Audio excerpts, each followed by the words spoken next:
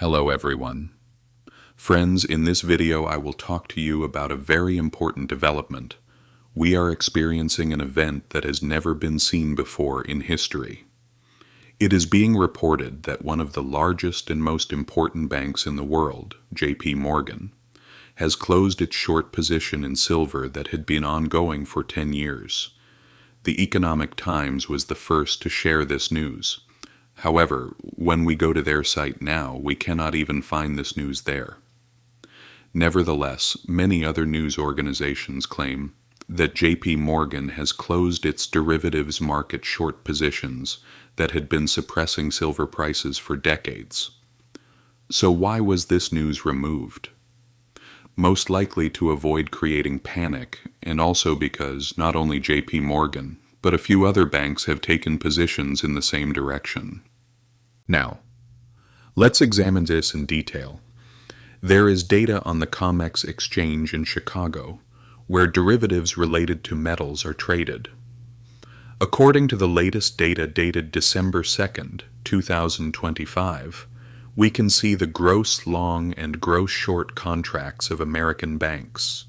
And as you can see, gross long is 18,611 and gross short is 17,838, meaning that banks headquartered in the United States have moved into a long position. So why is this important? Look, in this report you can see the number of contracts related to gold and silver. Banks were suppressing gold and silver prices, which they could not suppress in the physical markets, through paper money markets using gross short positions.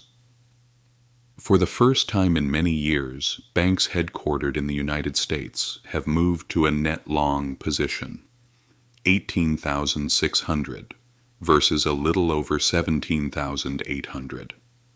And why does everyone say JP Morgan closed its short position here?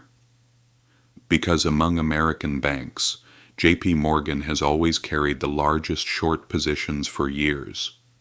If a bank opens a short position in derivatives markets, it most likely means that it is selling silver into the market without actually holding it and trying to push the price down. If it opens a long position, it means the opposite, trying to push the price up. What does it mean that JP Morgan has moved to a long position for the first time since the early 1980s, that is, since these markets were established? By the way, I should also point out that in 2020, the U.S. Department of Justice fined JP Morgan approximately $1 billion. The reason was manipulating precious metals such as gold and silver.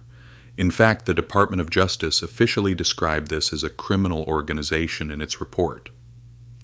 Now let's examine the reports. In April 2012, JP Morgan had 4 million ounces of silver in its warehouse. We were tracking this. While JP Morgan was pushing prices down on one hand, it was continuously buying on the other.